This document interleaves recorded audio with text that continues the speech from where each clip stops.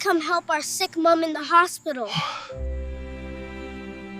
Triplets begged Billionaire for their mother's rescue.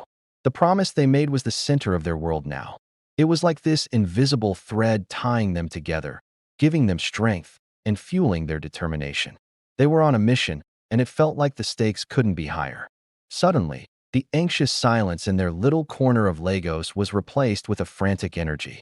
It was time to build a fortress of Kobo and Naira to protect their soon-to-arrive child, a little life that would change everything. Chitty became a man on fire. His hours at the mechanic's shop stretched longer, and his hands moved with a new urgency as he changed tires and bled brakes. He was driven, and you could see it in the way he worked. The grease and grime didn't bother him. He was on a mission. Every turn of the wrench was a step closer to securing a future for his family. In the evenings, he picked up extra jobs, becoming a Kiki driver, weaving through the chaotic, exhaust-filled streets of Lagos under the orange glow of streetlights. The thrill of the ride, the rush of the wind through the open windows, and the honking horns became his new normal. He navigated the traffic like a pro, dodging Danfos and Okadas, always keeping an eye on the clock, knowing he had to get home to Adiz. The pay was small, a handful of crumpled notes, damp with sweat after a grueling 16-hour day, but he handed it all to Adiz with a seriousness that made it feel sacred. Each Naira felt like a promise, a step toward their dream. They were building something beautiful together, brick by brick, or in their case, Kobo by Kobo. Adiz, in turn, became the fortress's guardian. She transformed their small room into a sanctuary, a place where hope could thrive.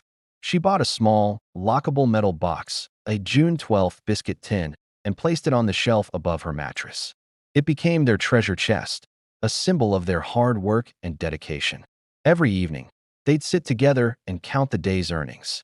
A 50 Naira note was smoothed flat with care, like it was the most precious thing in the world. Coins were stacked into neat towers, each one representing a small victory.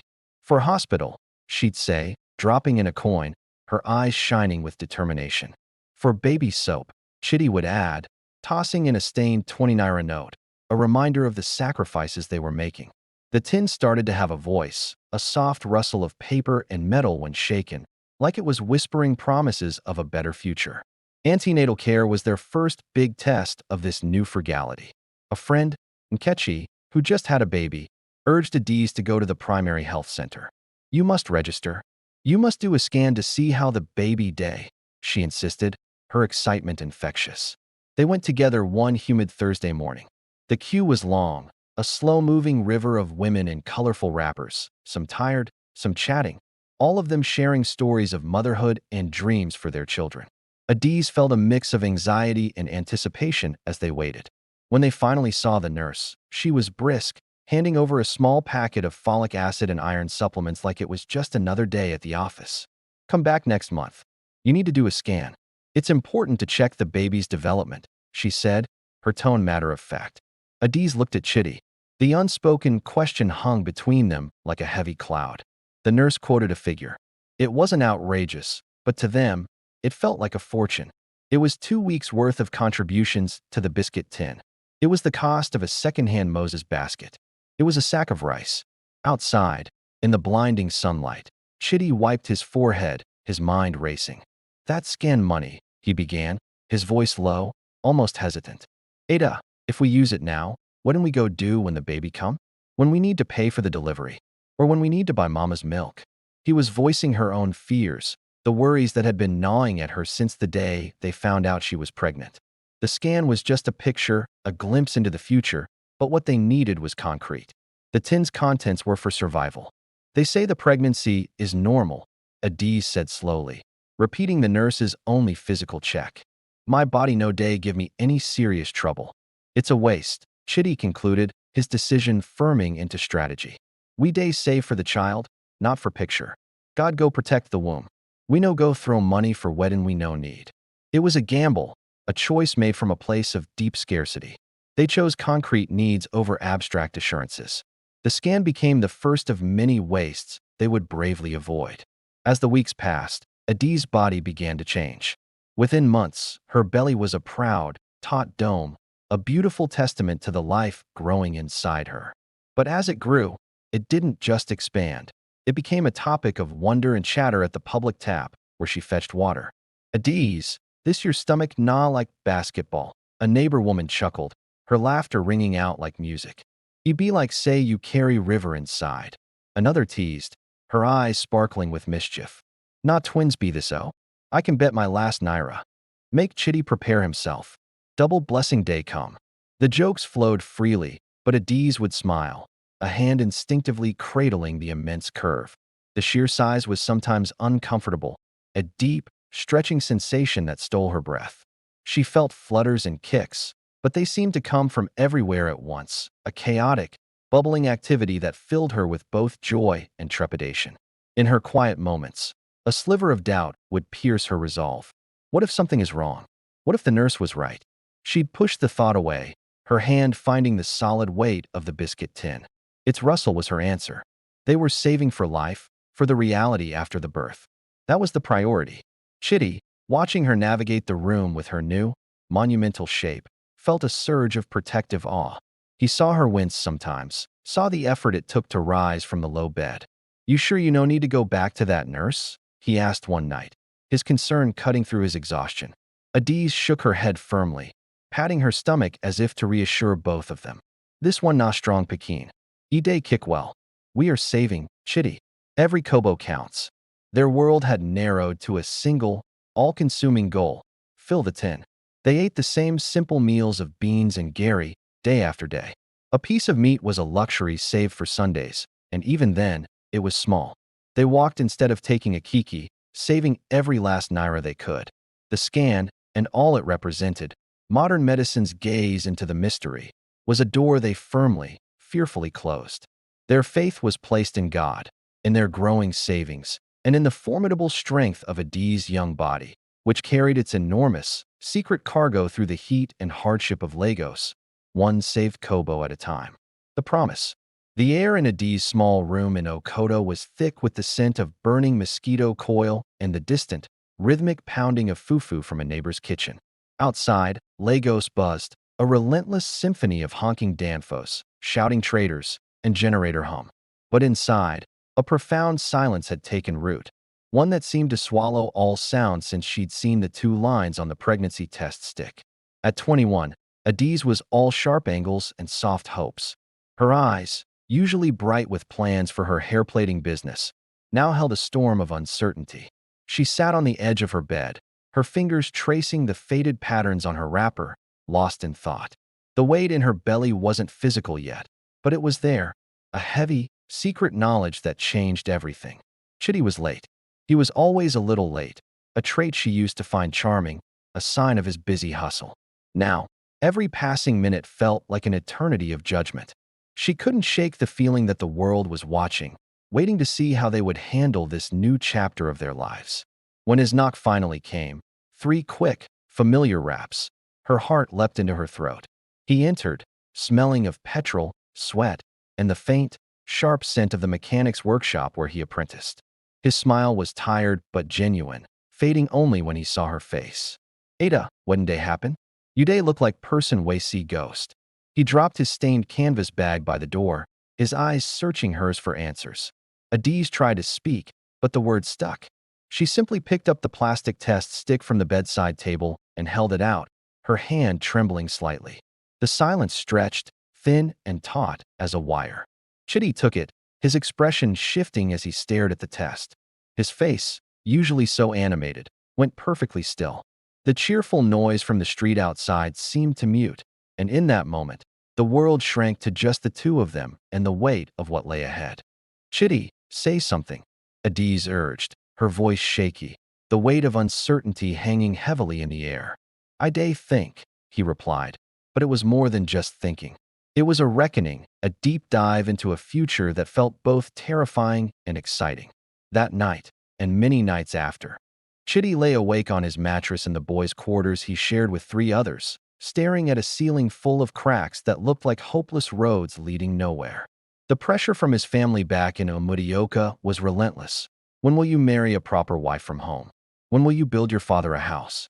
Those questions echoed in his mind like a broken record, growing louder with each passing day. This pregnancy was a complication he couldn't afford, a detour from a path that was already steep and rocky.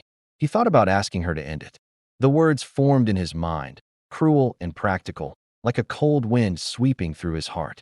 But then he'd remember Adi's laugh, how her whole face lit up when she finished a complex cornrow style, the determined set of her shoulders as she tackled every challenge life threw her way. She wasn't a problem. She was a person. His person. For a week, he felt like a ghost, there but not really there, eating little, speaking even less. Adiz watched him, her own hope wilting with each passing day. She braced herself for the worst, for him to disappear or to suggest the unthinkable. The silence between them grew heavy, filled with unspoken fears and dreams that seemed to drift further away. Then, one evening, he showed up at her room with a bag of sweet, juicy oranges, a small luxury in their world. The vibrant color of the fruit seemed to symbolize a glimmer of hope. He sat her down, took her hands in his calloused, grease-stained ones, and felt the warmth radiate between them.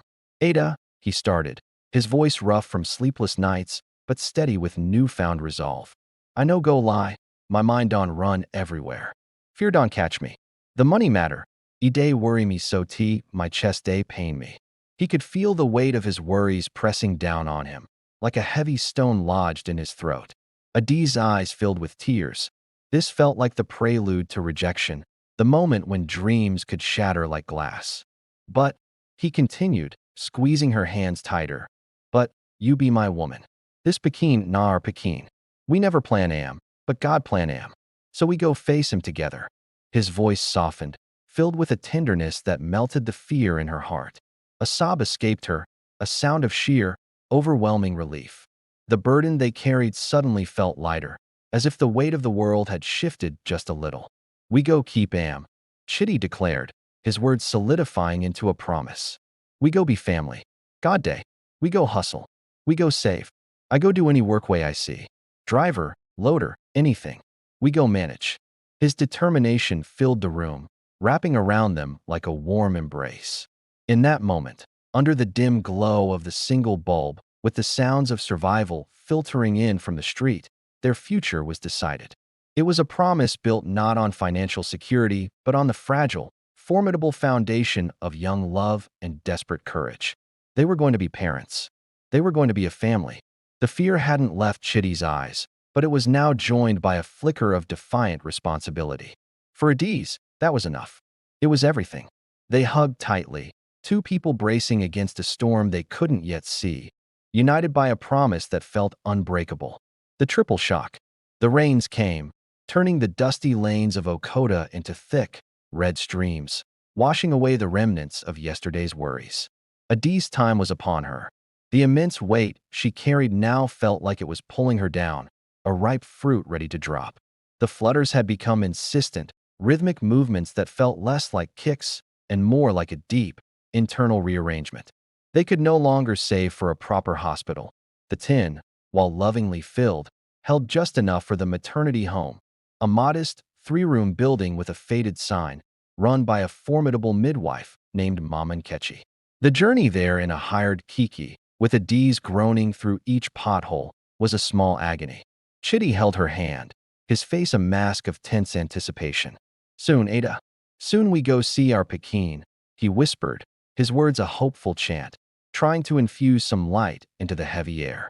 Mama Nkechi, a woman built like a tree trunk with sharp eyes, took one look at Adiz's silhouette in the dim light of the reception and gave a knowing grunt.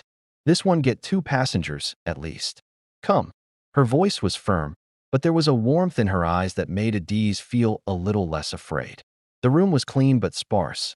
The air held the sharp, antiseptic smell of life and struggle. Adiz's labor was long and fierce, a storm that seemed to shake the very foundations of the small building. Chitty, banished to the narrow corridor, paced like a caged animal, his ears filled with her cries and Mama Nkechi's firm, encouraging commands. Hours bled together, the hopeful tension beginning to curdle into a cold, gnawing fear. This was more than any story he'd heard. This was real, raw, and terrifying. Inside, Adiz was adrift on a sea of pain. Just as she felt she could bear no more, there was a final, tearing release. A first, thin wail pierced the air.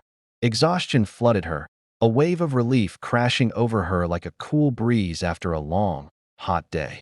"One fine girl," Mama Nkechi announced, her voice brisk with triumph, a beacon of hope in the chaos. Before Adiz could even process it, another wave of contraction seized her. A cry of shock and confusion tore from her throat. "What'n day happen? Push, my daughter. He still day." Mama Nkechi's eyes were wide now, not with alarm, but with a kind of professional astonishment that sent a jolt of adrenaline through Adiz. A second cry joined the first, slightly weaker but insistent. "Not twinzo. Another girl. God is good," Mama Nkechi declared, her voice booming with pride. Adiz wept, a muddle of relief and utter depletion. But her body, it seemed, wasn't done yet. A third, relentless pressure built, a cruel and impossible tide. Mama Nkechi's hands moved swiftly, her face a study in concentration. "Jesus of Nazareth. There is another one. Push." Now, with a final, supernatural effort that seemed to draw from the very last atom of her strength, Adiz delivered a third child. The cry was the softest of the three, a mewling, determined sound that filled the room with a sense of wonder. The air was thick with disbelief, as if the walls themselves were holding their breath. The room fell into stunned silence, broken only by the trio of newborn whimpers. "Triplets," Mama Nkechi breathed, the words sacred and heavy in the quiet room. "Three girls. Na blessing of abundance. Na God's handiwork." Her voice held a reverence that made the moment feel even more profound. She cleaned and swaddled the babies, laying them side by side on Adiz's chest. They were impossibly small, wrinkled, their faces like closed flowers, each one a promise of life and love. Three perfect, identical mouths seeking, three sets of tiny fingers curling. Adiz looked from one to the other, her mind blank, unable to wrap itself around the reality. One became two. Two became three. The arithmetic of her life had just been catastrophically rewritten. Mama Nkechi, beaming, went to the door and pulled it open. Chitty nearly fell inside, his heart racing with a mix of excitement and fear. "My wife. My child," he exclaimed, his voice filled with a raw, unfiltered joy. "Go and thank your God, my son," Mama Nkechi declared, her voice booming with pride. "Him no give you one, him no give you two. Him give you three. Three fine girls. See your wife, na strong warrior." She stepped aside, and Chitty's eyes went from Adiz's pale, sweat-slicked face to the bundles in her arms. "No, not a bundle. Bundles. A row of them." His smile, which had dawned like the sun, froze, then slowly disintegrated. His brain, wired for one outcome, short-circuited. He blinked, as if clearing a vision. The number wouldn't compute. "Three. Three," he whispered, the word a dry leaf in his mouth, feeling as if he had stepped into a dream where nothing made sense. "Three," Mama Nkechi confirmed, clapping him on the back. "Now your village people go dance now." But Chitty wasn't thinking of dances. He was thinking of the biscuit tin. Its meager contents, so carefully saved for one child, now mocked him. The mental ledger he had been keeping for months, one sack of diapers, one tin of formula, one set of clothes, exploded into a chaotic, impossible spreadsheet. Everything had to be multiplied by 3. He moved over to Adiz, his legs feeling like they were made of stone. As he looked down at his daughters, a wave of warmth washed over him. Seriously, they were absolutely beautiful. Each tiny face held a piece of his heart, and in that moment, a fierce love surged through him, sharp yet sweet. It was like the kind of love that makes your chest feel tight, but in a good way, you know? But right behind that warm feeling came a wave of panic that felt all-consuming. His heart raced as he realized the weight of their new reality. In that moment, his face lost all color. The joy was there, but it felt like it was drowning under a heavy weight of terror that hit him like a punch to the chest. It was overwhelming, like standing on the edge of a cliff and realizing how far the drop really was. He managed to reach out and touch Adiz's hair, murmuring, "Well done, my wife." It was a simple gesture, but it held so much meaning. But when their eyes met, his revealed the raw truth of a man who had just watched the ground beneath him crack wide open. The fortress they thought they were building wasn't just for a family of 3, it was meant for one, and now it felt completely overwhelmed. The shock of their arrival, their number, and the heavy cost of it all echoed in the quiet room, louder than their first cries. The blessing had come, but it was terrifying. The first 2 weeks were a blur of sleepless nights filled with tiny cries and endless needs, mixed with a creeping dread that hung in the air like a thick fog. Chitty moved Adiz and the triplets from the maternity home to a cramped room in Ajagunal, where the rent was cheap and the walls were thin. It was a far cry from the life he had envisioned. But they were together, and that was what mattered most, right? They emptied the June 12th biscuit tin in one go at the market, grabbing the essentials. 3 packs of the cheapest diapers, 3 small bottles, and a huge tin of formula that seemed to shrink before their eyes. It was like a race against time, trying to keep up with the demands of 3 hungry mouths. Adiz was in survival mode, her body feeding 3 tiny, hungry mouths while her mind focused on the never-ending cycle of feeding, burping, and changing. She was a warrior, really. But even warriors have their limits. And Chitty could see the shadow growing in her eyes. He was there, but he felt like he was slipping away, lost in the chaos of their new life. Mr. Bassi, the moneylender, found them first. It was like he had a sixth sense for desperation. One evening, he showed up at their door, a thin man in a worn leather jacket, his smile not reaching his cold, calculating eyes. "Chitty, my friend. Congratulations. I hear you've had triplets. God is great," he said, his voice like dry sandpaper. It felt like a cruel joke. "I just came to wish you well. And to remind you about our little agreement. The first payment for the loan, it's due." Chitty's throat went dry. The loan, meant for one child's delivery, now felt like a noose around his neck. He stammered, "Mr. Bassi, you see the situation. I need a little more time." "Time?" Mr. Bassi chuckled, a sound devoid of warmth. "Time is money, my friend. And money is what you owe me. I'm a businessman, not a charity. You have 2 more weeks. After that, the interest will bite, and I'll send my boys to collect." His gaze swept over the bare room, landing on Adiz's terrified face. He didn't need to say more. The threat hung in the air, heavier than the smell of baby formula. After he left, Chitty sat in silence for hours. He just sat there, head in his hands, feeling the weight of the world on his shoulders. The fear wasn't abstract anymore.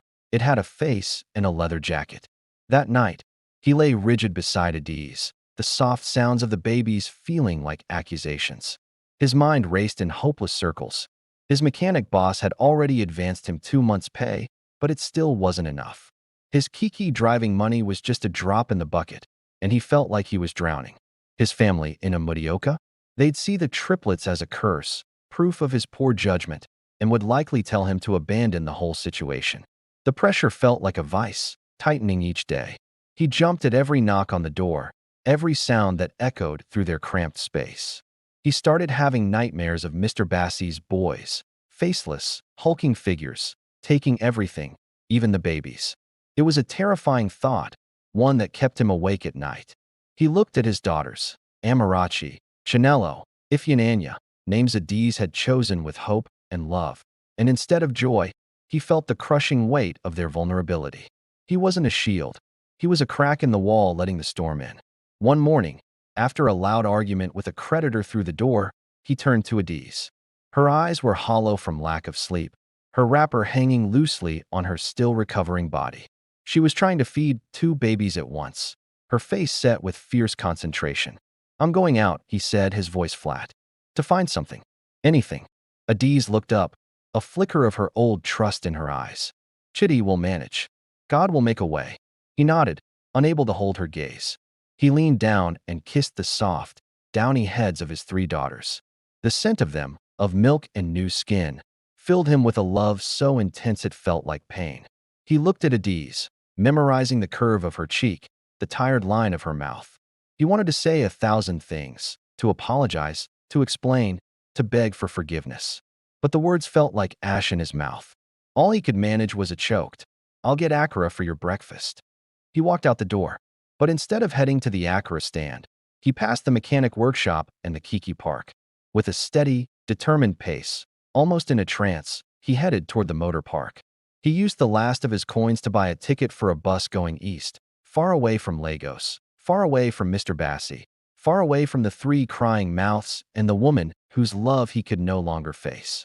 It felt like a betrayal, but he couldn't bear the thought of their suffering any longer. He didn't look back. To look back would mean to turn to salt, to be frozen by the enormity of what he was doing. He simply vanished into the crowded, anonymous chaos of the park, leaving behind the smell of petrol and dust. Back in the room, the accurate never came. The sun climbed high, casting shadows in the small space. Adi's initial worry turned into a cold, familiar dread. When she finally mustered the courage to check under the thin mattress where he kept his few belongings, she found it. A single, folded sheet of paper from a child's exercise book. The words, scrawled in his shaky handwriting, felt like a knife to her heart. Ada, I can't do this.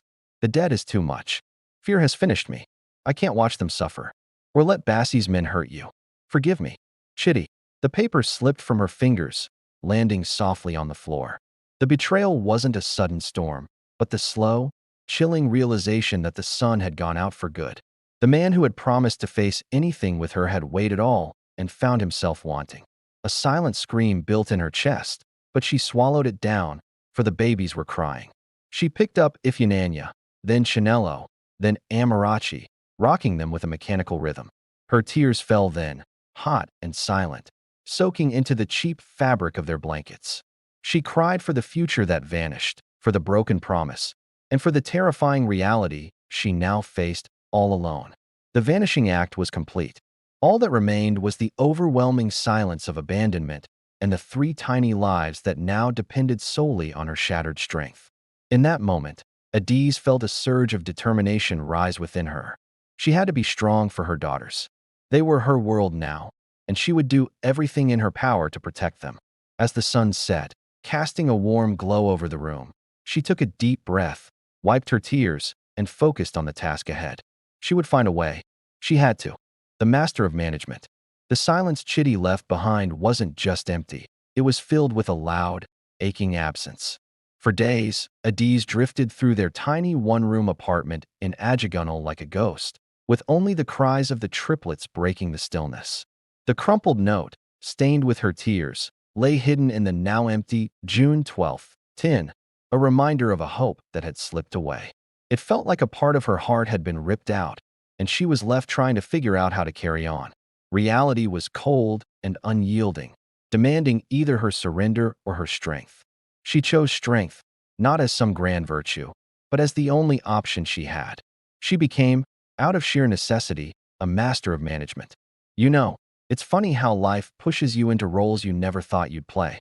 Her first challenge was to create space in her mind. She divided the single room into sections. The sleeping corner, a mattress on the floor, the nursing corner, a pile of old clothes by the wall, and the cleaning corner, a bucket and some soap. This little order was her defense against chaos. It was like a little fortress in a world that felt so out of control. Each section represented a part of her life that she was desperately trying to hold on to. Her second, ongoing challenge was financial. The money from the tin was gone, and she felt that familiar pit in her stomach. She sold Chitty's few remaining belongings, his extra trousers, and his old radio. The little she got paid for a big basin and a sturdy stick. It was heartbreaking to part with those pieces of him, but she had no choice. She joined the crowd of women at the public tap, fighting for water to sell. Pure water. Ice water, she'd shout, her voice competing with a dozen others, a baby strapped to her back with a wrapper while the other 2 were left with a kind, if overworked, neighbor, Mama Bose, who accepted payment and washed dishes. Her days turned into a relentless routine. Mornings were spent fetching and selling water under the scorching sun. In the afternoons, she took in laundry from university students in a slightly nicer part of town, scrubbing until her hands were raw and pruned, the smell of bleach and sweat becoming her constant companion. It was exhausting, but she found a strange rhythm in it, a dance of survival that kept her moving forward. Evenings, if her legs could still carry her, were for buying palm oil, flour, and pepper, making Acra and Puff Puff to sell by lantern light at the corner where the Kiki drivers parked. Every kobo was a soldier in her desperate battle. She created a mental accounting system. A 5 naira coin wasn't just 5 naira, it was 1 diaper. A 20 naira note was a quarter scoop of formula. 100 naira was a piece of rent, hidden away in a different spot each week. It was a game of strategy, and she was playing for keeps. Food was the front line of this war. She found a nearby bookca where a tough but kind woman sold yesterday's EBA at half price. Adiz became an alchemist of leftovers. turning one piece of dried fish into a pot of soup that had to last 3 days. Her best creation was triplet porridge, a thin, tasty mix of ground oats, blended ugu leaves for color, and a single hard-boiled egg carefully shredded to share its precious protein across 3 bowls. She felt like a magician, transforming scraps into sustenance, but it was a heavy magic to carry. She watched her 3 beautiful girls eat, their faces getting fuller while hers grew sharper. Amarachi, the thoughtful one, would try to share. "Mama, you chop?" "I already chop, NWAM." Adiz would lie, her stomach a hollow pit. "See how my belly full." She'd pat her abdomen, which was slowly collapsing in on itself. The guilt of lying to her daughter weighed heavily on her heart, but she couldn't let them see her struggle. Hunger was a constant companion, a sharp-toothed creature living inside her ribs. At first, it was just an ache. Then it turned into a burning pain, flaring up whenever she caught a whiff of food she couldn't eat or went too long without a bite. She guzzled water to fill the emptiness and chewed on sticks of sugarcane for a fleeting taste of sweetness, swallowing the fibrous pulp. It was a bittersweet dance with hunger, a game she was losing but refusing to give up on. The girls were thriving in their own way. They learned to walk, holding onto each other for balance, a little 3-legged unit of toddlerhood. They shared everything: clothes, toys, like a discarded bottle cap or a shiny piece of foil, even sickness. But Adiz? She was withering away.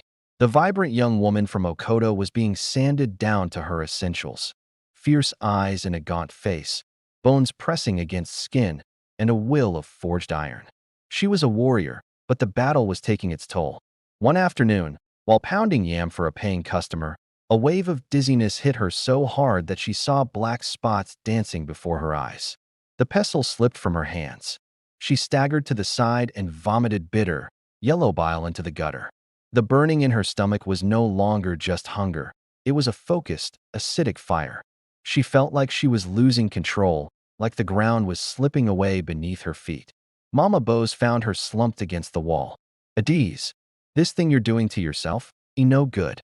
You're turning to paper. You must eat." "The children, Mama Bose," Adiz whispered, wiping her mouth. "They must grow strong. I'm their mother. It's my work." The words felt heavy on her tongue, a reminder of the sacrifices she was making.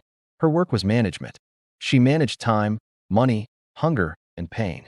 She dealt with the sideways glances from neighbors who whispered about the woman abandoned with 3 burdens. She managed the loneliness that was a deeper ache than the ulcer forming inside her. She became a living ledger, where every debit from her own body was a credit to her daughter's future. She was their shelter, their provider, their sole defender. A fortress built not of bricks, but of denial, with her own sustenance being the consistent, conscious sacrifice she entered into the books. She was the master of management, and her own life was the price she had resolved, with silent, heartbreaking precision, to pay. The diagnosis. The fire in Adiz's stomach had become a permanent tenant, a smoldering coal flaring into an inferno with every skipped meal or sip of strong, cheap tea. It was no longer just a pang of hunger. It was a precise, grinding agony that lived just below her breastbone. She carried it with her as she hawked her pure water, a secret torment behind her saleswoman's smile. At night, it burned brightest, a cruel companion to her exhaustion, making sleep a shallow, restless thing where dreams were of cool water and full plates that vanished upon waking. She tried her own remedies. She chewed agbu leaves, a bitter green paste that promised to cool the belly. She drank slimy concoctions of ground okra water. She avoided pepper and fried foods, which were luxuries she couldn't afford anyway. But the pain was a shrewd enemy, adapting and persisting. It was like a shadow that wouldn't leave her side, always lurking just beneath the surface. The final straw came at the market. She was haggling over the price of a small, bruised tomato, the last item to complete a meager stew for the girls. Suddenly, a wave of nausea, hot and sudden, washed over her. The world tilted. The vibrant colors of the pepper and plantain stalls blurred into a dizzying swirl.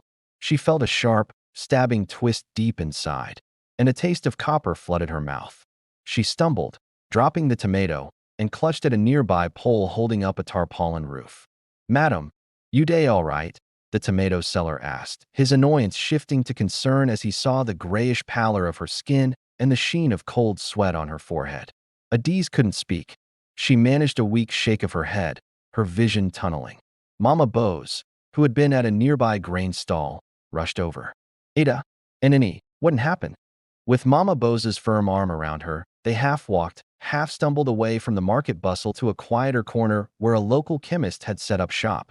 A wooden booth plastered with peeling posters for paracetamol and cough syrup.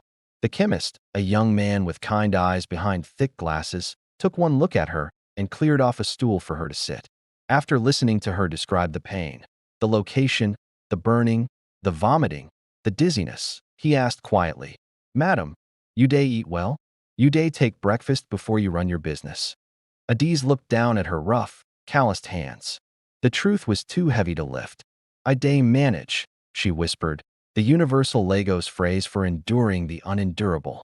The chemist sighed, a sound of weary recognition. He didn't need a stethoscope to hear the story her body was shouting. He checked her blood pressure, which was worryingly low. He pressed gently on her abdomen, and she flinched as his fingers found the epicenter of the fire. He scribbled on a pad and tore off the sheet. "You need these meds. Omeprazole. It'll help cut down the acid." But, he leaned in, making it clear, the medicine alone won't do the trick. You have to eat. Regularly. Just a little, but something has to go in your stomach. No empty stomach in the morning. If you don't eat, this pain will slowly eat you alive. The ulcer could burst. You hear me. Adiz took the prescription, the paper feeling absurdly flimsy against the weight of his words. "You must eat." That felt like a cruel joke. How could she explain the math of her home? That 3 bowls had to be filled before one. That the sound of her kids' satisfied sighs was the only nourishment her soul could afford? "How much for the meds?" she asked, her voice barely above a whisper. He told her, and it was the price of a full day's Acris sales. A week's worth of eggs for her triplets. She nodded, a mechanical movement, and rose unsteadily. "I'll come back," she said, the lie tasting as bitter as the bile in her throat. Outside, the Lagos sun was relentlessly cheerful. Mama Bose took her arm. "You heard the man, Ada. You have to take care of yourself. Who will look after those girls if you collapse?" "I know, Mama Bose," Adiz replied, but her mind was already racing through her finances. The medicine felt like an expense she couldn't justify. The instruction to eat was an impossibility she couldn't solve. The diagnosis had put a name to her sacrifice, but it changed nothing. The fire in her belly was now a named companion. Okpali, the ulcer, a testament to her love, a scar of her struggle. She'd learned to carry this burn too, just another weight in the endless burden of motherhood. The prescription stayed in her pocket, a paper monument to the gap between medical advice and the harsh reality of survival. The Master of Management had just received a report on her own bankruptcy, but the demands of the Treasury, her 3 beautiful, growing girls, remained unchanged. The ulcer's fire was a constant, low-grade hum in Adiz's core, a bitter counterpoint to the laughter of her 7-year-old daughters. She had mastered its language, knowing when to sip water to ease the flare, when to straighten her spine and ignore its grip. The prescription from the chemist remained folded in the June 12th tin, a ghost of an impossible cure. Survival had moved beyond medicine. It demanded strategy. Hawking pure water and Acro was a war of attrition she was slowly losing. The competition was fierce, and the profit margins were thinner than paper. She needed a fortress, a steady point from which to wage her battle. The idea of the lockup shop was born from a decade of dreaming and despair. It was Mama Bose who heard about it first. "My sister's husband's cousin," she explained, weaving through the intricate web of Lagos connections, "is going abroad. He has a small shop by the road near the junction. It's not too big, but it has a strong door, and the roof doesn't leak. He wants someone to take it over, pay rent monthly." Adiz's heart, a tired bird in a cage, beat against her ribs. A shop, a place of her own. Not just a spot on the ground, but 4 walls and a lock. The viewing was arranged. The shop was, as described, not too big, barely wider than 2 arm spans. But it had a solid metal roll-down door, a counter made from planked wood, and a single shelf along the back wall.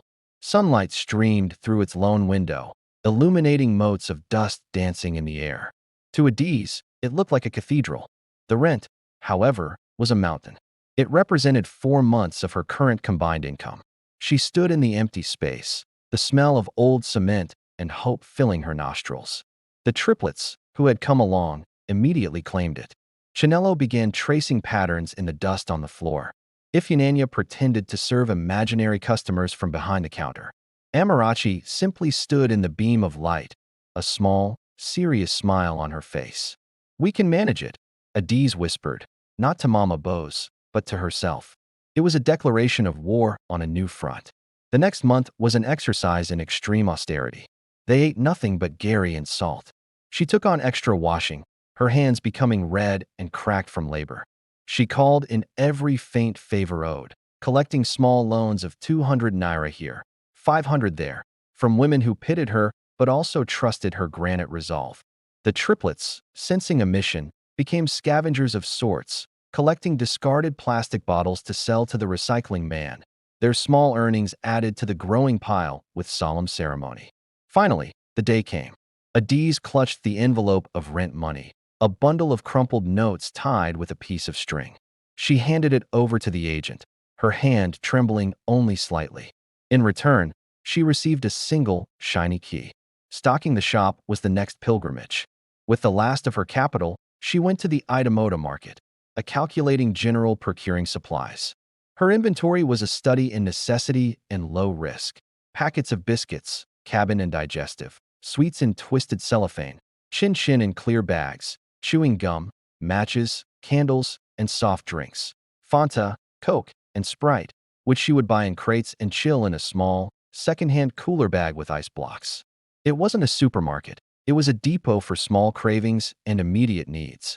Opening day was a quiet revolution. She swept the floor until it was clean.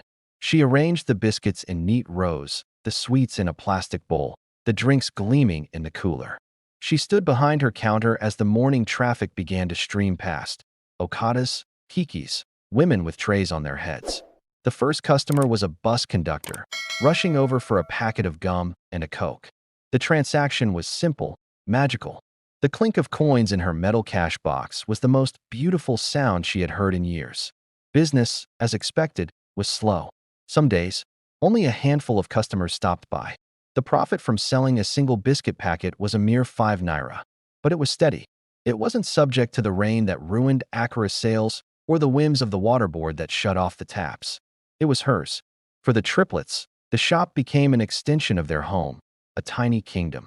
After school, they would do their homework on the floor behind the counter. They learned arithmetic by counting stock and making change for customers. They developed a keen sense of observation, noting who preferred Fanta to Coke, which biscuits sold fastest. And it was here, in this modest concrete box, that the world outside their struggle occasionally dipped a benevolent hand.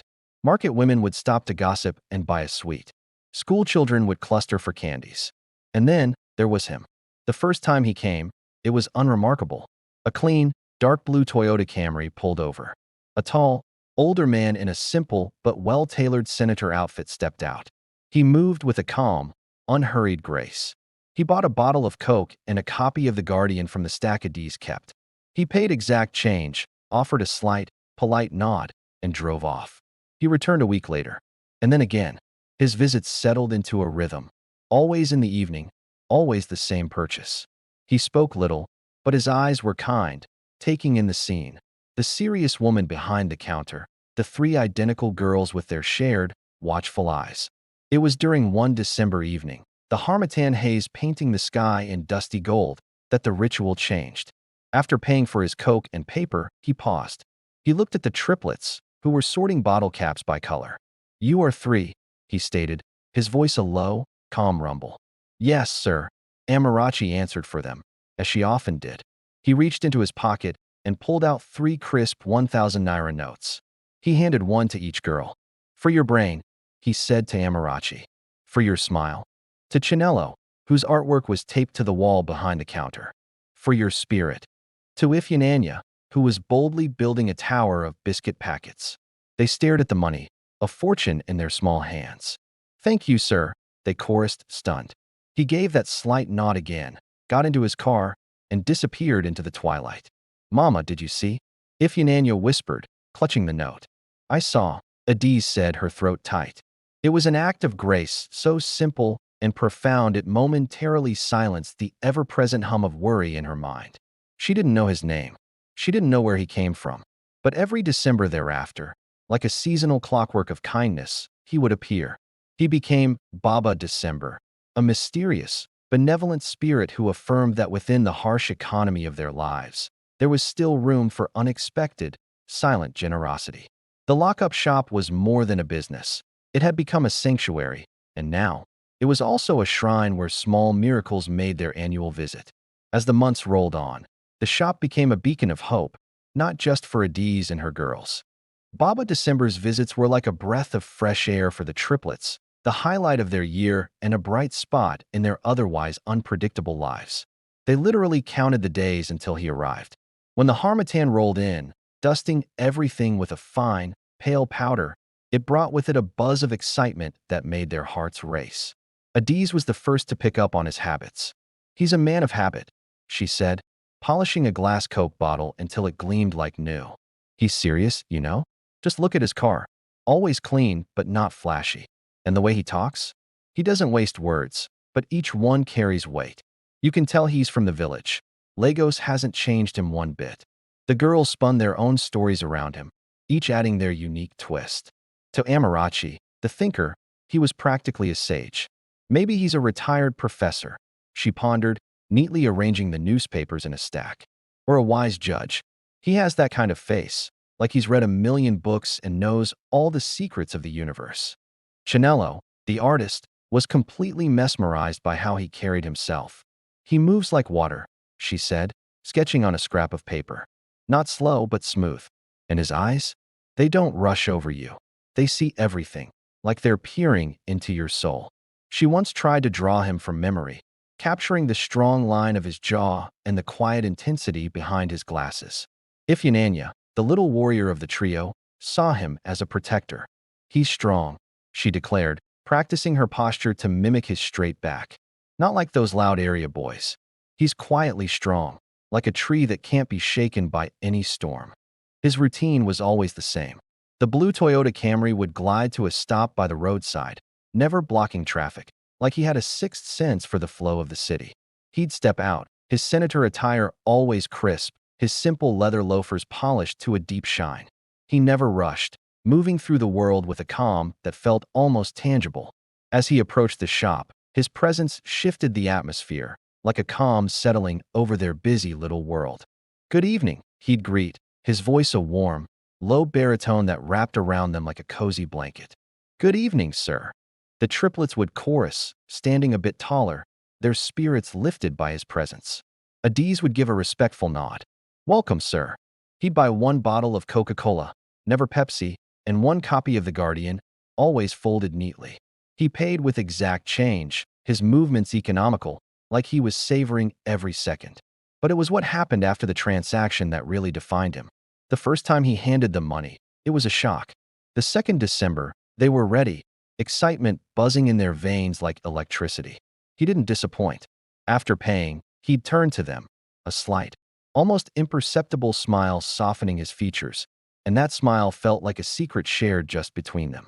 He studied them, though they didn't realize he could tell them apart. Amarachi with her watchful stillness, Chinello with her dreamy tilt of the head, Ifyananya with her alert, defiant chin that seemed to say, "I'm ready for anything." He'd reach into the inner pocket of his agbada and pull out 3 fresh 1,000 naira notes. The sound of the crisp paper was a promise kept, a little treasure that held so much potential. To Amarachi, he'd say, "For your brain. Use it to learn something new." He once noticed her struggling with an English comprehension book, and the next week, a second-hand but pristine dictionary appeared on the shop counter beside his Coke. He never mentioned it, but the gesture spoke volumes. To Chinello, holding her latest drawing of a butterfly on a gmelino leaf, he'd say, "For your smile. And for the beauty your hands create." He once pointed to a specific shade of blue in her sky.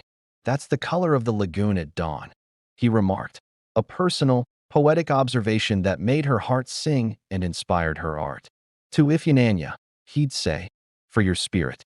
May it never break." Once, when a rude customer tried to shortchange Adiz, Ifyananya spoke up boldly. defending her sister with a fierceness that belied her 7 years. Baba December, waiting quietly, gave her a subtle nod of approval that felt like a knighthood, a moment of recognition that made her feel powerful. The money was a fortune in their eyes. It bought school shoes, new uniforms, and a special pot of soup with meat for a whole week. But the words he shared were the real treasure. He saw them, not as a collective burden or a curious set of triplets, but as three unique individuals with special gifts. In a world that often saw them as a single, overwhelming problem, Baba December recognized their separate souls. After the gifts, he'd nod to Adiz. "Take care of yourself and these jewels," he'd say, his voice filled with genuine care. "God bless you, sir," she'd reply, her voice thick with an emotion she couldn't quite name, gratitude mixed with a painful ache, for his kindness highlighted the absence of any other. Then he'd get into his car and drive away, never looking back, leaving behind a silence filled with warmth and wonder, like the afterglow of a beautiful sunset. They knew nothing else about him. Not his name, not where he lived, not what he did. He was a mystery wrapped in kindness, a seasonal angel who operated on a calendar of his own making.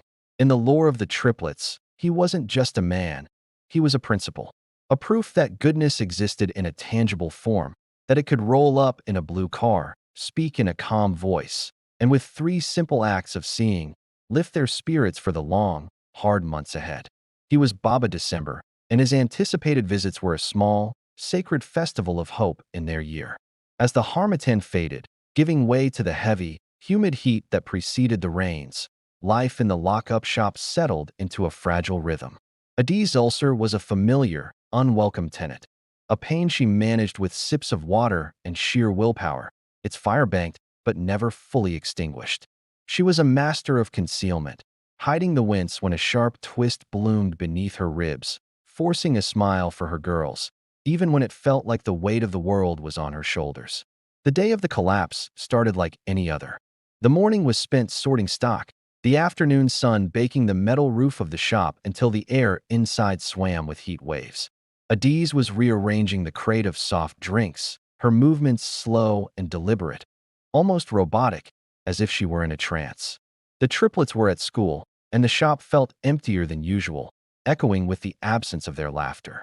A strange, heavy fatigue clung to her all day, a weight in her bones that felt deeper than usual tiredness. She couldn't shake the feeling that something was off, like a storm brewing just beyond the horizon. Then it came. Not the familiar burning ache, but something entirely new, a swift, internal tear, a sensation so sharp and profound it felt like a hook had been yanked deep inside her abdomen. A gasp tore from her lips, more of shock than pain at first. She dropped the Fanta bottle she was holding. It shattered on the concrete floor, a burst of sticky brown liquid around her feet, an unfortunate metaphor for the chaos that was about to unfold. The pain followed, a tsunami that obliterated thought. It was a white-hot, rending agony that centered low in her belly and radiated outwards, seizing her muscles and buckling her knees. She crumpled behind the counter, her body curling around the epicenter of the catastrophe. She couldn't scream. The pain had stolen her breath. All she could manage was a thin, high sound, like a wounded animal, a desperate plea for help that hung in the air, unanswered. Vision blurred, then darkened at the edges. She was aware of the gritty concrete against her cheek, the smell of spilled soda, and dust mixing in a nauseating cocktail. The world narrowed to a tunnel of excruciating sensation. She tried to call for help, but her voice was a threadbare whisper lost in the noisy street outside. Fate, in the form of Mama Bose, intervened. She was passing by on her way from the market, a bag of ugwo in her arms, when she noticed the unusual sight of the shop's counter unattended and the open crate of drinks. A prickle of unease made her peer over, her instincts kicking in. Adiz? Eneni. She rushed in, her maternal bulk moving with sudden speed. Finding Adiz on the floor, pale as chalk and trembling violently, Mama Bose let out a cry. "Oyewumi. Ada, what happened?" Adiz couldn't answer. Her eyes were screwed shut, her hands pressed into her stomach, trying to will the pain away. Mama Bose didn't hesitate. She shouted into the street, her powerful voice cutting through the din. "Help. Somebody help. This woman is dying." A crowd gathered quickly, curious, concerned faces peering in, a mixture of shock and sympathy. A young Okada rider helped Mama Bo's half-carry, half-drag Adiz to the registration desk. A clerk behind a glass partition barely looked up. "Card," he droned. "She no get card." She just collapsed. Mama Bose pleaded, sweat pouring down her face. "You have to register. Fill this form. Then you go to accounts for deposit." "Deposit? How much?" "She need doctor now." The clerk sighed, the sigh of a man who has seen too much desperation to be moved by it. He quoted a figure for the initial deposit. It was a sum that made Mama Bose's heart sink. It was more money than she had on her, more than she knew Adiz had in the world. A nurse came over, taking a quick look at Adiz's pale face and the way she clutched her abdomen. Possible ruptured cyst or ectopic. She needs a scan and probably surgery. Time is crucial. Who's responsible here? All eyes turned to Mama Bose. You could practically feel the weight of responsibility crashing down on her, both financially and emotionally. It was like a ton of bricks. She thought about her own kids and how tight her budget was. The hospital system? It felt like a machine that only ran on cash, and she had none to spare. The kindness that had made her stop to help now clashed head-on with the harsh reality of survival. She glanced at Adiz's ashen face, a mask of silent suffering, and her heart ached. Then, her gaze shifted to the impatient clerk and the busy nurse, both of whom seemed to move with an urgency that felt cold and detached. The whole situation felt like standing at the edge of a cliff, and she was teetering right there, unsure of what to do next. With a heart heavy with shame and sorrow, she made her choice. She gently eased Adiz onto a bench against the wall, careful not to jostle her too much. Leaning close, she whispered, "Ada, my sister. I'm so sorry. I don't have the money. I'll send word to the girls. God will help you, my sister. God will help you." With that, she turned and slipped into the crowded hallway, leaving Adiz alone in the buzzing, uncaring hive of the hospital. It felt like a collapse, not just of Adiz's body, but of the fragile network of neighborly support that had once held them all together. Now, she was just a statistic, a patient without a patron, stuck on a hard bench with an internal injury ticking like a bomb, at the mercy of a system that only cared about payment, not pain. The little ghosts. News of their mother's collapse hit the triplets like a cold wind through a cracked wall.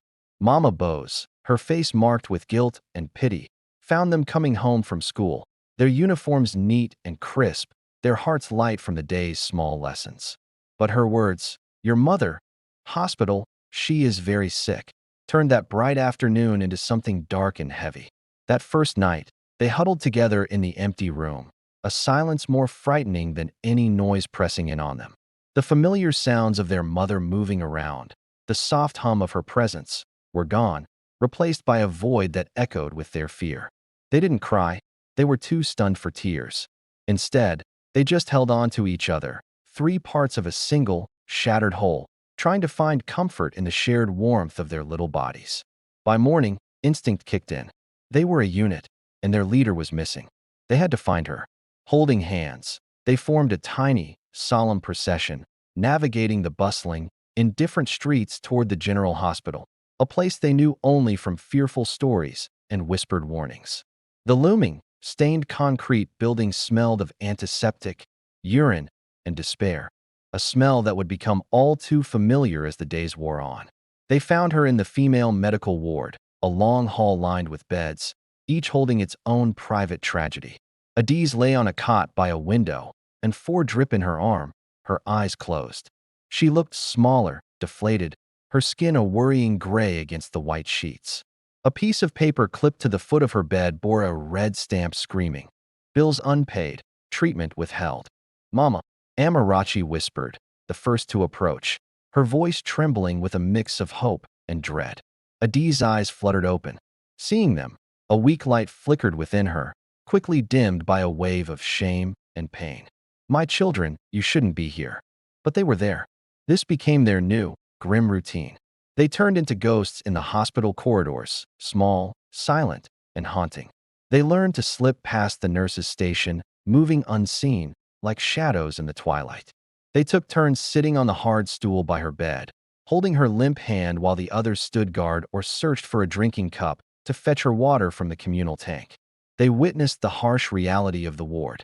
Nurses, overworked and under-resourced, weren't unkind, but they were practical. patient with the red paper. They would say, their voice is cool and clinical. We can't give strong pain medication until the account is settled. We can't schedule the surgery. You must find the money. The triplets learned the language of medical limbo. Ruptured ovarian cyst, internal bleeding, risk of sepsis. The words were too big for them, but the meaning was crystal clear. Their mother was breaking inside, and a gatekeeper named Money stood between her and healing. Their own survival turned into a desperate day-to-day scavenging. They trekked back to the lockup shop. With the small key on a string around Ifyananya's neck, they opened it, not to sell, but to raid their own stock.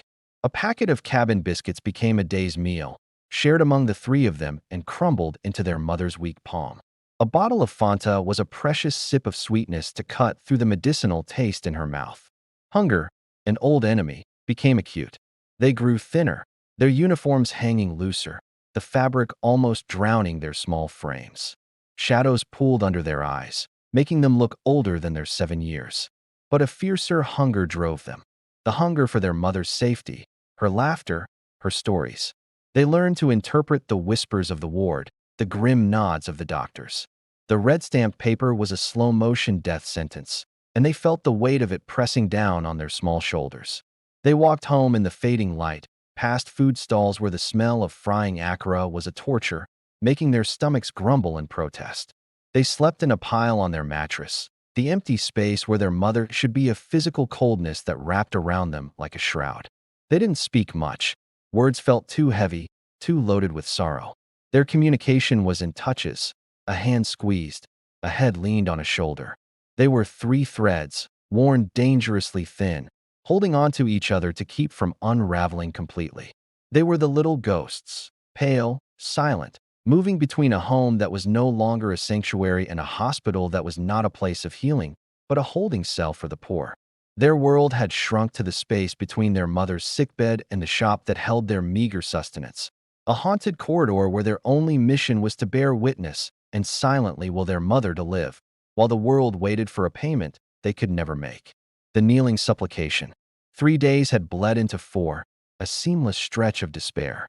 Hunger was now a sharp, constant presence, a live wire in their bellies.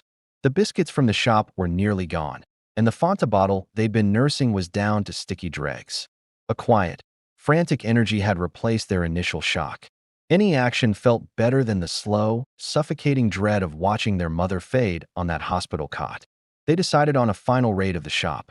Maybe there was a hidden packet of chin-chin at the back of the shelf or some coins that had rolled under the counter. The walk there was silent, their small hands linked tightly together. The vibrant chaos of Ajagunal, the blaring music, the shouting traders, the revving engines, felt like it was happening behind glass. They were in a silent, cold bubble of their own making, their thoughts racing with worry. Ifyananya, the keeper of the key, fished the string from under her dress. Her hands, usually so steady, trembled violently as she tried to fit the small key into the padlock on the shop's metal door. The metal scratched and protested, refusing to yield. Chanello leaned in, her breath held, as if she could will it open with sheer willpower. Amarachi scanned the street, her eyes hollow, looking for nothing and everything, hoping for a miracle. It was in this moment of fumbling desperation that the miracle arrived, not with fanfare, but with the soft, familiar purr of a well-kept engine. A dark blue Toyota Camry pulled to its usual spot by the roadside, and time seemed to freeze. The 3 girls turned as one, their faces lifting from the stubborn lock. They saw him, Baba December. He looked just like he always did, calm, composed, an island of order in the sea of their chaos. But to them, he was no longer just the kind December man. He was a vision, the only benevolent force they had ever known, appearing in their deepest hour of need. He stepped out of the car, adjusting his senator sleeve. He saw them immediately, their disheveled hair, their dusty, too large uniforms, the profound, grown-up grief etched on their 7-year-old faces. His usual slight smile didn't appear. His brows drew together in concern, and his eyes softened with empathy. "Good afternoon," he greeted, but his tone was a question. "Where is your mother?" The sound of his voice, that deep, calm rumble that had always promised gifts and encouragement, shattered the last of their composure. They didn't plan it. No signal passed between them. It was a single, desperate thought. Amarachi, the thinker, found it tough to get her words out, and all that slipped out was a desperate plea. Baba, please, they say we have to pay the hospital. Chinello, the feeler, could only express the deep fear gripping her heart, her voice breaking into a sob. Mama's there, she's gonna die. Ifyananya, the warrior, lifted her dust-covered face, tears sparkling in her eyes as she locked onto his with fierce intensity. She wasn't just asking for kindness. She was calling on his strength, laying bare the harsh truth of their reality. You're the only good man we know. Help us, Baba. We don't have anyone else. They wrapped their thin arms around his legs, not to hold him back, but as a complete offering of their trust. This wasn't a request for money for sweets or books. They were begging for a life. The weight of their despair, their utter abandonment, and their blind faith in him hit Chief Adewale Asanuga like a punch to the gut. He looked down at the three small heads bowed at his feet, felt the desperate grip of their hands, and saw in their posture the reflection of a world that had brought them to their knees. He didn't hesitate. He didn't ask for details or explanations. The sight alone was enough. His heart, seasoned from building an empire and weathering storms, cracked open. In a voice thicker and rougher than they'd ever heard, he issued a command that was also a lifeline. Get in the car, he said. Show me. The settled account. The drive to the general hospital was a silent, charged journey. The triplets sat in the back of the Toyota Camry, a car that felt like a spaceship compared to the Okadas and dusty streets they were used to. The smell of polished leather and air freshener was strange, but Baba December's solid presence in the driver's seat felt like an anchor. They didn't talk, just pointed the way with small, urgent gestures. He parked not in the chaotic visitors area, but right in front of the main entrance, a place of authority. Stepping out, the girls scrambled after him, clinging to his shadow like ducklings to a mother hen. His calm demeanor shifted into something purposeful, magnetic.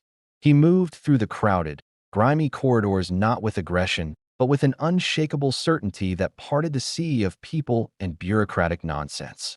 They headed straight to the accounts office, skipping the long, weary queue. A clerk looked up, irritation clear on his face. You have to join the line. I'm here for the bill of Adiz Mba, Chief Asanuga stated, his voice low but cutting through the office noise. He placed a simple, elegant business card on the counter. The clerk glanced at it, and his expression changed. The name Adewale Asanuga, Asanuga Cement and Sons meant something, even here. The patient with the triplets? The clerk stammered, pulling a file. He presented the daunting total, a figure that loomed like an impossible mountain to the girls. Baba December didn't flinch. He didn't haggle or question. He simply took out a checkbook from his inner pocket, uncapped a pen, and wrote with swift, decisive strokes. The rip of the check being torn out was the most beautiful sound the triplets had ever heard. He handed it over. Clear it. Now. And bring me a receipt. But sir, the process it takes. Now, he repeated, the single word leaving no room for argument. While the clerk hurried away, Chief Asanuga turned to the girls. Take me to her. They led him to the ward. The sight that greeted him, Adiz, a shadow of a woman drowning in starch-white sheets, the red-stamped paper a harsh scar on her bed, tightened his jaw. He approached, and Adiz's feverish eyes focused on him, a strange, dignified man flanked by her daughters. Confusion and a faint, wild hope warred in her gaze. He didn't introduce himself. He simply took her frail, too light hand in both of his. It was a gesture of profound respect that made the nearby nurses pause. Your daughters, he said, his voice firm yet gentle, cutting through her fog of pain, are mighty warriors. They fought for you today. Now, you will get well. He turned to the senior nurse who had approached. Who is the consultant in charge? I want to speak with him immediately about Mrs. Mba's surgery. His tone wasn't that of a petitioner, but of a man used to making sure things get done right. In the consultant's office, he was polite but firm. Money is no longer an issue. I want the best surgeon available.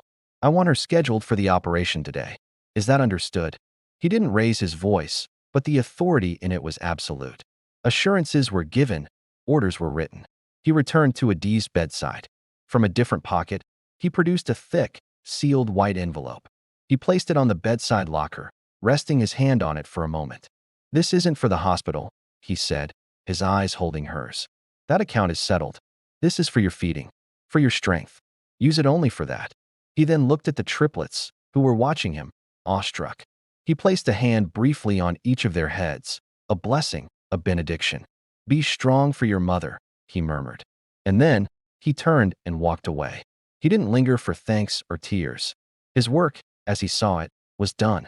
The machinery of healing, once jammed by poverty, had been oiled and set in motion by his will.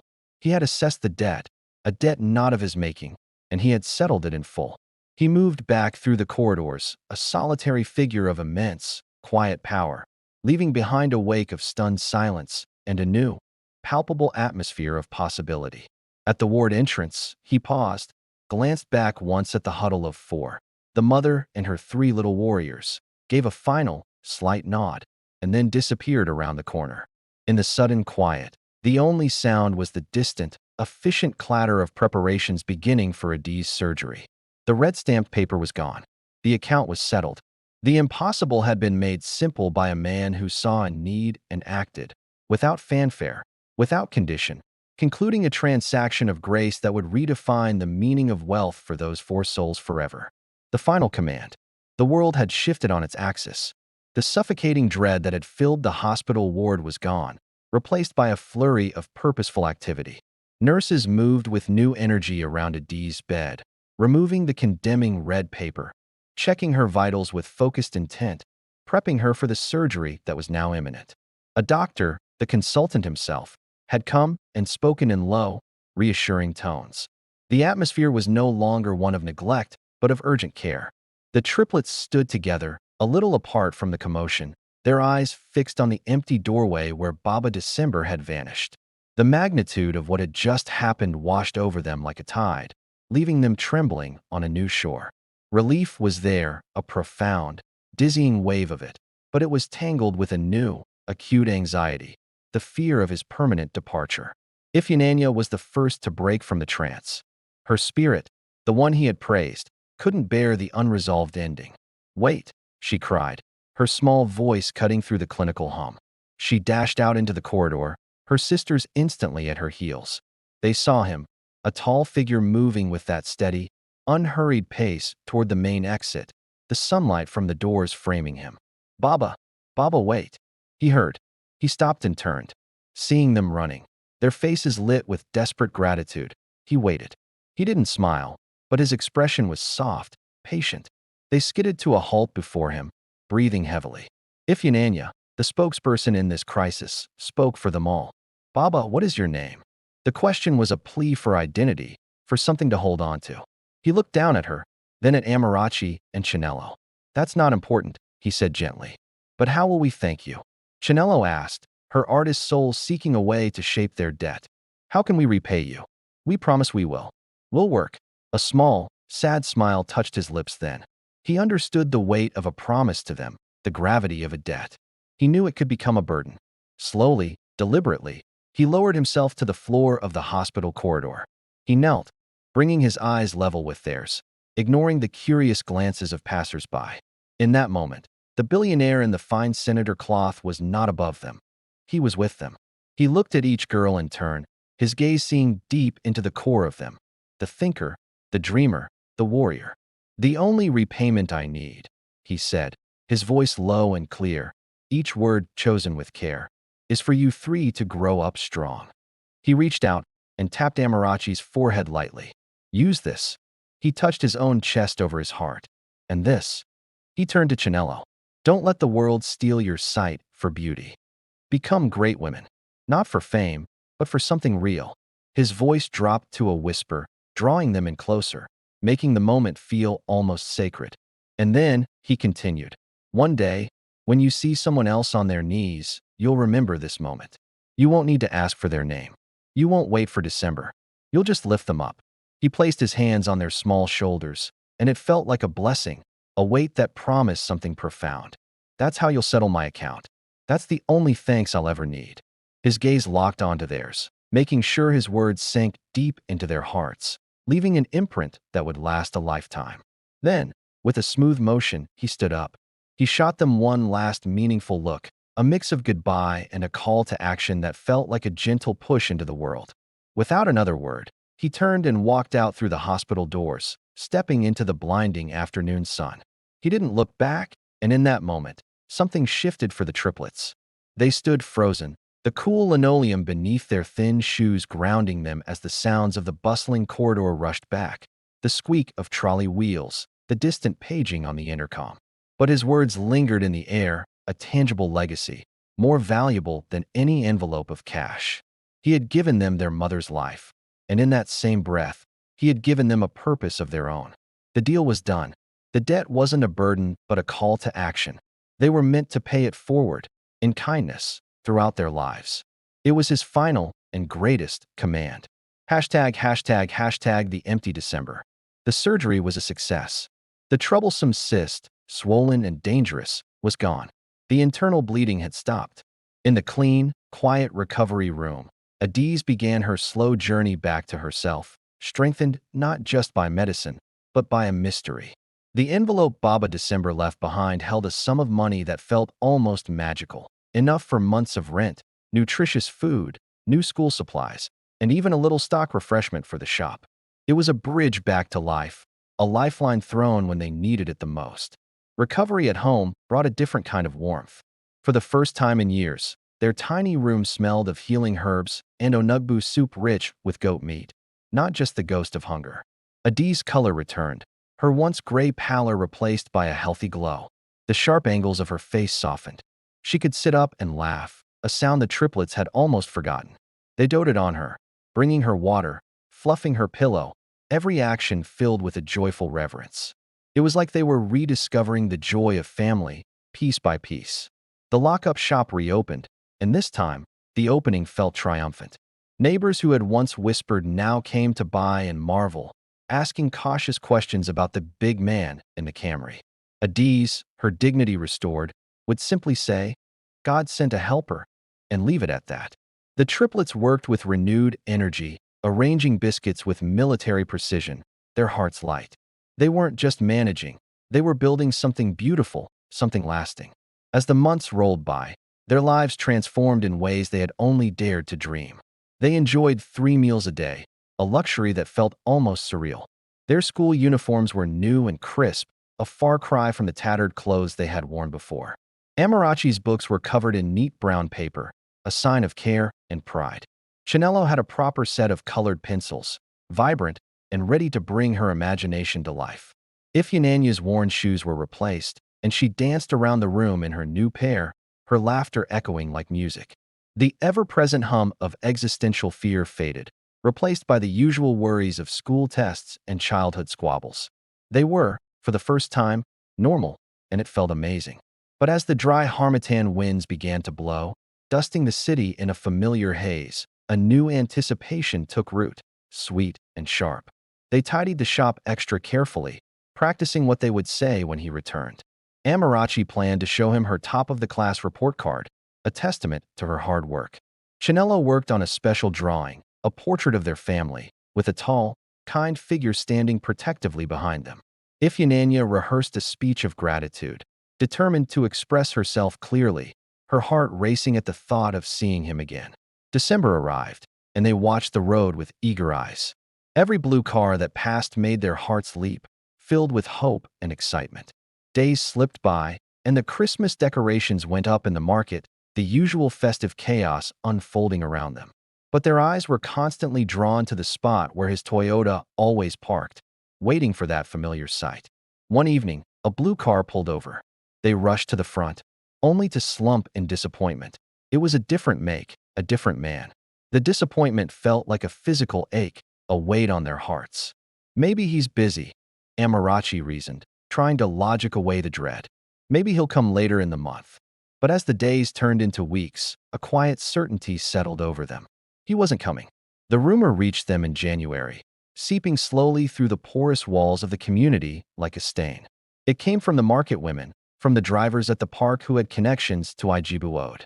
It was murmured in pieces, gathered by Mama Bose with a grim face. That man, the one with the Camry, they say he was a big Oga from the village. He went for a family meeting after Christmas. There was food, a big feast. He fell sick when he returned home to Lagos. Very fast sickness. Stomach pains.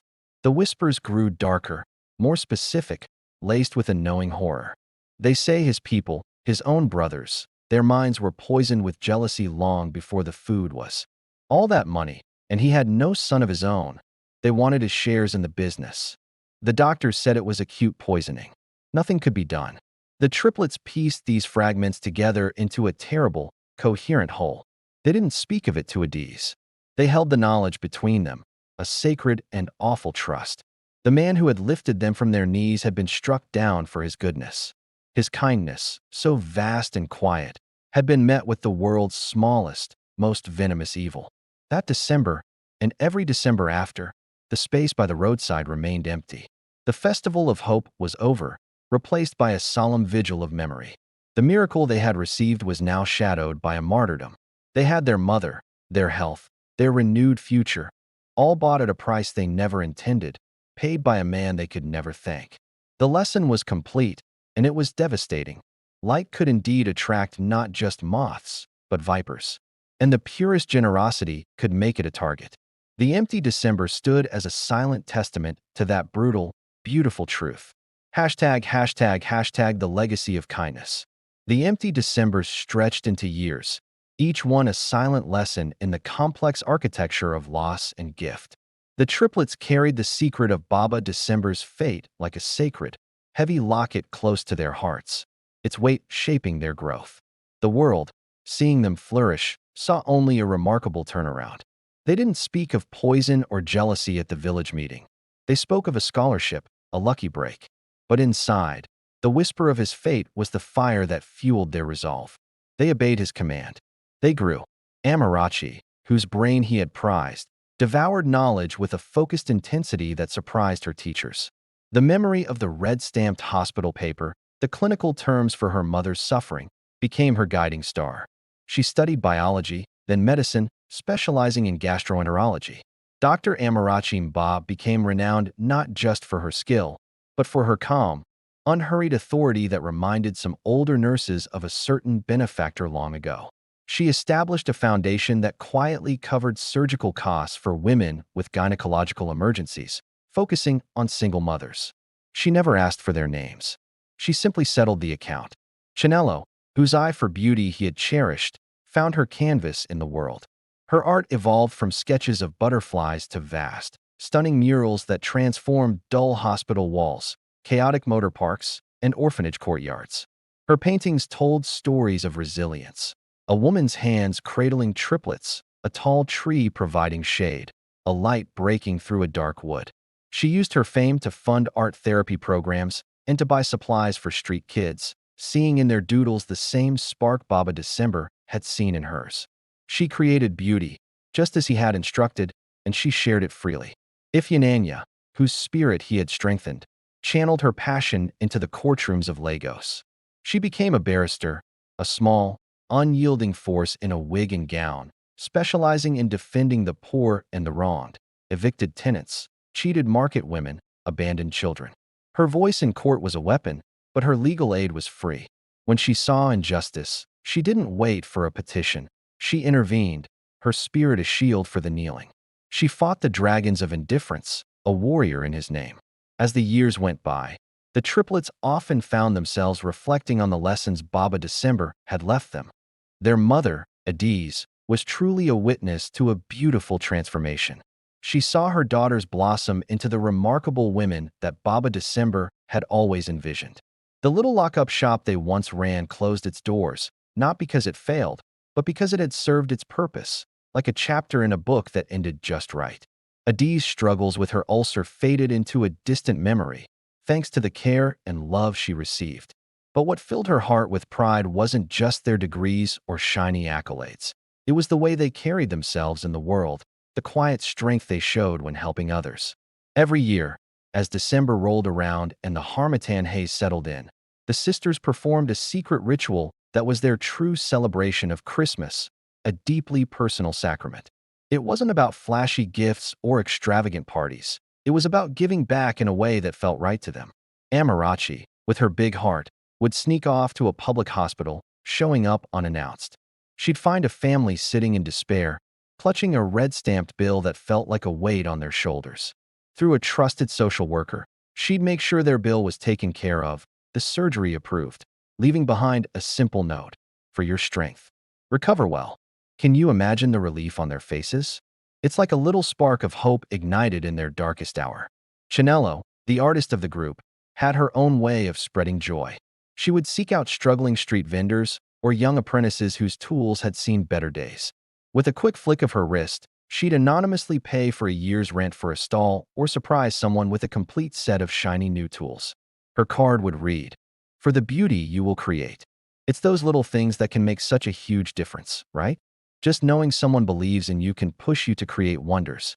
Ifeanyi, the fierce advocate, would take on pro bono cases with a sense of urgency that only December could bring. She'd defend those who felt powerless against a crushing system, making sure they could return home for the holidays. Each case she took was a battle for justice, a fight for someone who needed a voice. It's incredible how one person can stand up for another, isn't it? They never coordinated these acts of kindness. It wasn't something they discussed over dinner or planned out. But deep down, they all knew what the others were doing.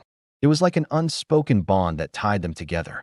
They were paying forward the debt they inherited, using the currency of actionable, anonymous grace that Baba December had taught them. The legacy of the homeless triplets and the billionaire wasn't some fairy tale. It was a blueprint for living. Baba December had shown them that true wealth isn't just about money or possessions. It's a verb, an energy that flows from one person to another. It could be a simple act of kindness from a car window to someone on a dusty roadside, or a hospital check that helps reclaim a life. He also taught them, through his tragic end, that light can attract darkness. But the right response isn't to hide that light. It's to multiply it, to let it shine even brighter. Years later, as they stood together at the unveiling of a new children's wing that Amarachi had funded, adorned with Chinello's stunning murals, and with Ifeanyi having secured the legal land rights, they looked at what they had built. They were no longer those little ghosts of their past. They had transformed into forces of nature, making a real impact. Amarachi broke their comfortable silence with a soft voice. He would be proud, she said, not needing to mention his name. The weight of his memory lingered in the air, connecting them all. Chinello, with her artist's soul, felt the truth of it and gently corrected, "He is." There was a warmth in her words, a certainty that resonated with them. Ifeanyi simply nodded, her fierce eyes shimmering with emotion. "The account is never fully settled," she said. And that's the point. It was a reminder that their journey wasn't just about what they had done. It was an ongoing mission, a lifelong vocation to lift others. The chain of kindness they had forged, tested by life's poisons and strengthened through grief, remained unbroken. It was a quiet, powerful empire Baba December had left behind, not built on bricks and mortar, but on compassion. And it was run by three queens who had once been beggars, forever paying forward a debt that had saved their souls. The story may have reached its conclusion, but the legacy was alive, breathing, and ever-expanding. So, here we find the tale of the triplets, their mother's unwavering sacrifice, and the quiet billionaire who appeared like a seasonal angel. But let's be real, a story like this never truly ends. It transforms, evolves, and becomes action.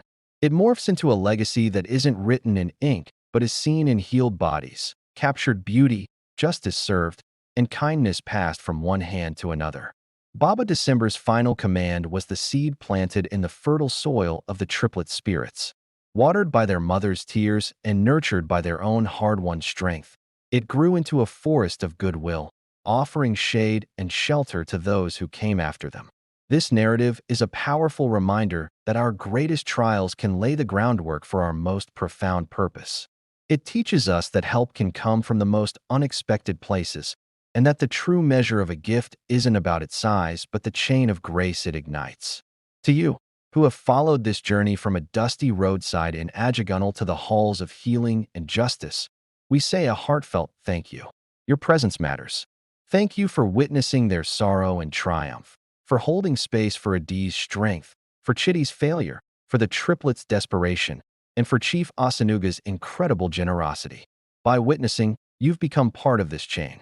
May their story inspire you to see the kneeling souls around you, and may you find your own way to lift them up. The account remains open. The legacy continues. Go, and be a blessing. Thank you.